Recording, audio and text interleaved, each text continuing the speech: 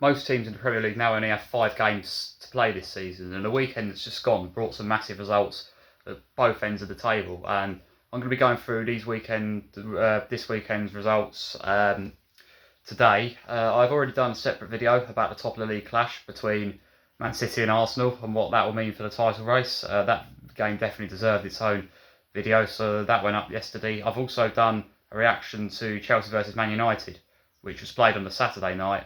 From a Chelsea perspective, I've done a reaction to that one as well. So I'm not going to be talking too much about those two matches simply because I've already spoken quite a bit about those two in other videos. So starting with the first game on the Saturday, lunchtime kickoff, Brentford against Fulham. This was West London derby and a game that over recent years has brought a lot of goals. So I was surprised to see this one finish 0-0.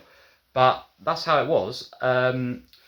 Brentford going into this game, both of them in the European picture, but Brentford really in the race for Europe with a strong chance, with really on the edge of that top six, with a chance to win this game and break into it as well, which they failed to do. So they failed to get into that top six. It's incredibly tight at the top though between all the teams pushing for Europe. So both of these two very close to each other in points right now. So there's very much not lose for both of them, and that could have come into it as well a bit. But especially with recent form, I would have expected Brentford to get the win here, which they failed to do so. But that said, not the end of the world. I think they'll bounce back in the coming weeks, but I think they will be kicking themselves a bit because there's some good chances in that game, and I think they'll be looking back at it thinking we should have won.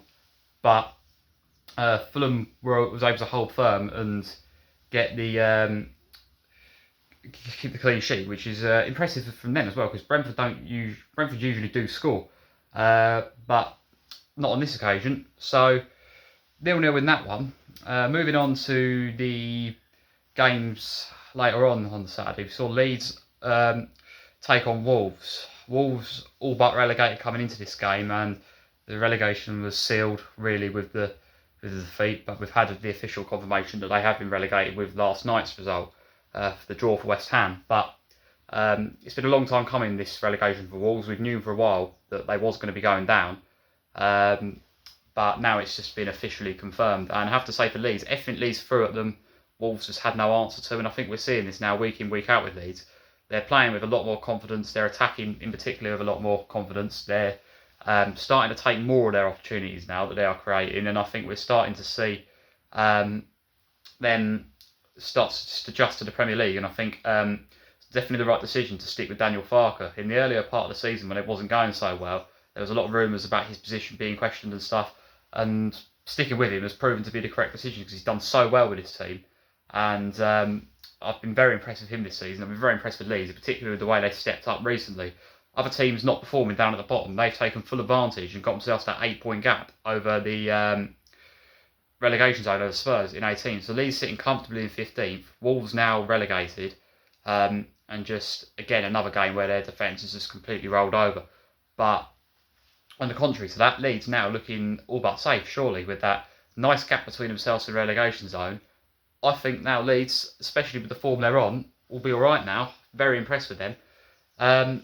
We saw Newcastle at home to Bournemouth, which coming into this game, Bournemouth coming into it with a very, very good result. While Arsenal, one of the results of the season, would they be able to replicate it again away from home? And we've also the news that Iriola, manager that's done so great for Bournemouth, would be leaving at the end of the season. How much would that affect them? Well, apparently not at all, because they start the game on the front foot. They start their better start by far. Tavernier puts them in the lead in that first half, and then from that moment onwards, they're still on top. Newcastle, they're dominant all over Newcastle in that first half. They were Bournemouth, and they could well have had the second goal in the first half, which they didn't. Newcastle did get back into it in the second half. They did equalise, but ultimately wasn't enough. Bournemouth were able to step up, get the winner late on again as well. Trifert getting the winning goal for them. He's been very impressive this season as well for Bournemouth. Like I say, well, Bournemouth in general have just been so impressive this season. I think this is they're playing some of the best football they've ever played. I think if you look at the current run they're on, it's incredible as well. Now they're really turning the draws into wins as well. At the end of the season, they've got themselves in a serious European push. They've level on points with Chelsea, who are 6th. They could easily break into that top 6. It's within reach now. Over the remainder of the season, they'll definitely be keen to challenge for a European place. I think the future's bright for them. Iraola leaving's a blow, but they've already got Marco Rose, manager of Leipzig, up till this point, lined up to come in for the end of the season. As soon as Iraola announced his departure, imminently they got another manager in, which I think is key, because I think it shows that they've planned for this, they're prepared, that they're doing everything they can to get everything sorted nice and early, which I think is exactly what they've got to do.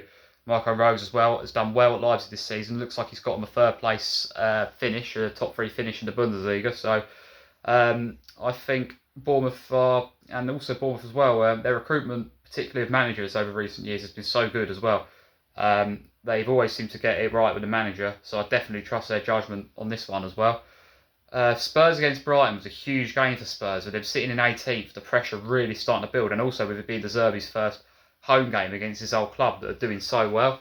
He had to score a goal under De Zerbi as well coming into this game, and I expected a dominant performance from Brighton. It wasn't that. I don't think Brighton played particularly well, but Spurs dominated the game. That whole first half in particular, it always felt like the goal was coming for Spurs, but there was a worry that if they didn't take one of the chances, Brighton would come into it, because Brighton do grow into games, and they're also, as soon as Brighton did start to put the pressure on, the occasions when they did test Spurs, we could still see the vulnerabilities there. We could still see the cracks, and the fact that Spurs are a team that's playing on such low confidence still at the moment. But like I say, they get their goal, Spurs, that they were looking for, and failed to capitalise and get the second while they were on top. They had a very good chance to. Which ultimately Limbotoma got a lovely goal, get Brighton back into it. For that moment when you get Brighton back into it, going into that second half, it's set up nicely, I think, for Brighton to really prey on Spurs' lack of confidence and the vulnerabilities they've got, particularly in that defence at the moment, how many goals they concede, and the fact they're a team that does throw away games as well. But that didn't happen. I thought Spurs actually played very well. It's got to be said they played well, but it's a game they've come out of having played well, not taking full advantage, and that will really hurt them. Particularly as other results have not gone their way, which we'll talk about in a minute. But lovely goal from Xavi Simons. He gets the goal that Spurs so desperately wanted, so desperately needed. They get that first win of 2026, and it looked like they were going to do it. It really did. But Ruta, in the last minute, steps up for Brighton, gets a massive equaliser for their season as well, for their European hopes, which they're on a good run, on the brink of the European places as well. And that will really hurt Spurs, because that result would have brought them out of the relegation zone. But the loss keeps them in there, which means that they're reliant on other teams now. They still sit 18th now, and after the game, it was a game having played very well, and they go to Wolves, relegated Wolves next weekend, and you think maybe that gives them something to build on, but there's also a game that they were the better team in, didn't win, and Brighton found a way to get something out of it when they weren't at their best, and that's the sign, and those signs, again, that's still worrying signs for Spurs, despite the encouragement that people will talk about with the performance.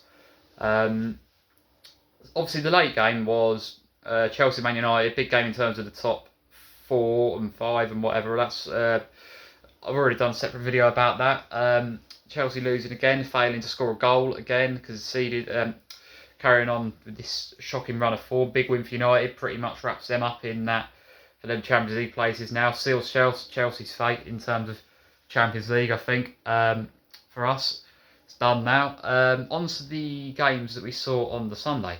Merseyside derby, massive derby this. First ever Merseyside derby at Everton's new stadium. So coming into this, it was always going to be an exciting game for Everton, particularly with the form they're on at the moment coming into it. And the way the game started, it looks like that was going to be the case. It was going to be a very, very big, very, very good day for them. Ndiaye putting them 1-0 up. Now they pulled it back for an offside in the build-up play. They did pull it back quite far. There'll be people that will be quite upset about that and expect to disallow a goal like that, but VAR chalks it off in the end, which was a blow for Everton, seeing as they got themselves in front there.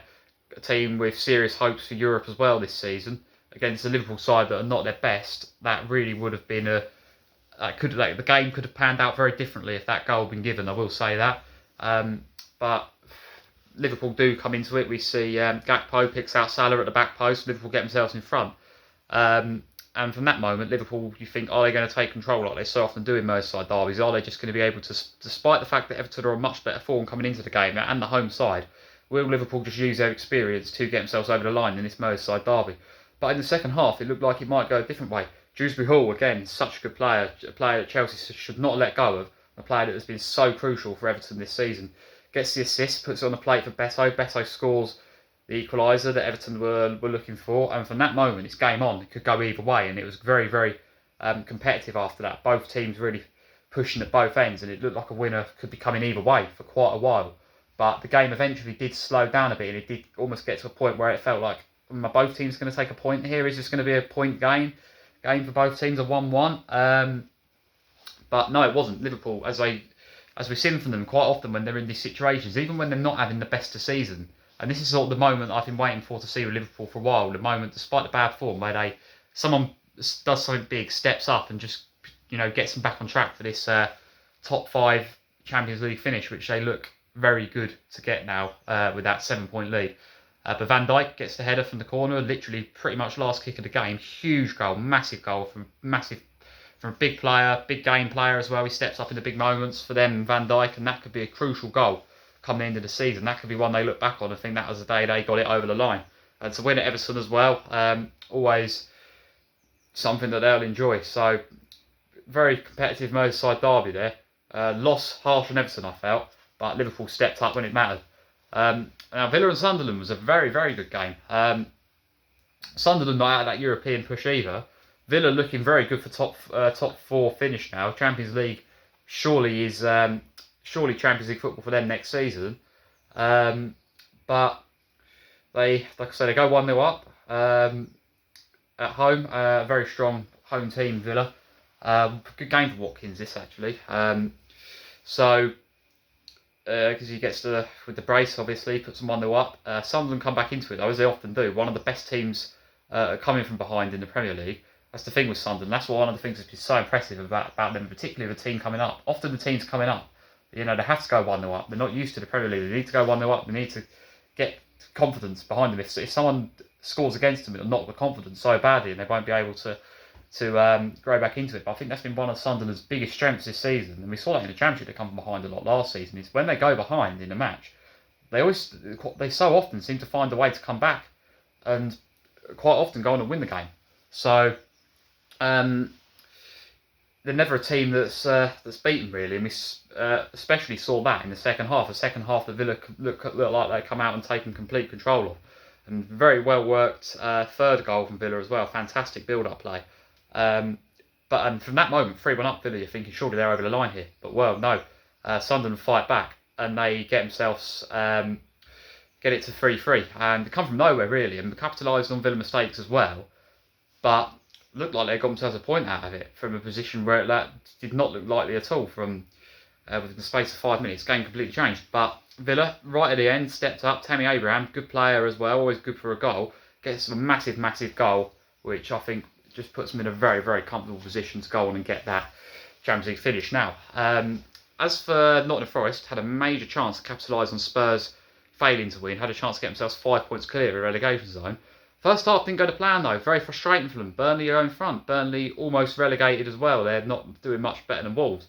But second half, completely different game. Gives White first hat-trick of his career, and a big hat-trick as well, because this could be the one that's really made Forest safe, and Forest having a fantastic run as well. Like Leeds in recent weeks, they've stepped up. Their form has really turned right round, and I think that's could well be them in a position where they could go on and survive relatively comfortably now. I think them and Leeds have really stepped up and really hit form when it mattered, and such an impressive second half from that Nottingham Forest, complete contrary to the first half. Once they got the equaliser, got themselves back into it, Burnley lost all confidence, and they really preyed on that, really took advantage of that, and 4-1 win in the end, comfortable for Forest and crucial in their survival hopes, which are going very well at the moment. And Manchester City obviously got their huge win against Arsenal at the top of the table, which has got them that momentum in the title race. It's got them the win they wanted. It's got them, it's got Arsenal now in a position where they're really up against it in terms of they've lost their momentum. But neck and neck in the title race still. Hardly anything to separate these two. It's going to go right down to the wire, this title race. I've done a separate video about that fantastic match. So definitely check that out if that's something you'll be interested in. But yeah, so I've got a whole video about that game. So on to the Monday night, last night's game, which is where we saw Crystal Palace take on West Ham. A chance of West Ham to go 4 points clear in that 17th position at Spurs in 18th.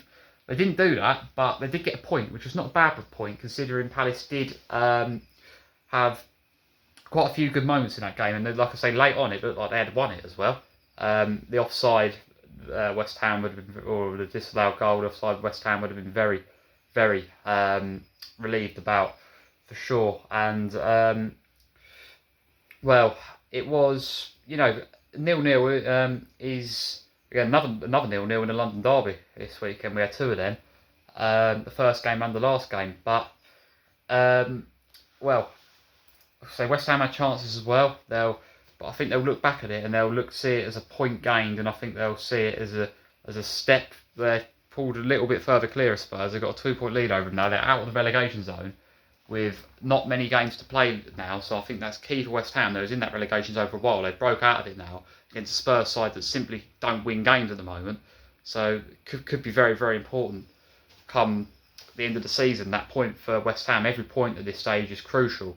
And like I say, they fought hard yesterday as well. They did their job defensively, and that's what they need to do really. And I think they've tightened up the defence really well in recent weeks actually. They've kept 2 clean sheets in a row now, and I think they're giving themselves something to really build on coming into the remainder of the season. So huge games at both ends of the table, very much shaping up for Spurs West Ham going down to the wire, title race going to the wire, and so many teams involved in that European race. So there's going to be some crucial games coming up over the coming days and weeks.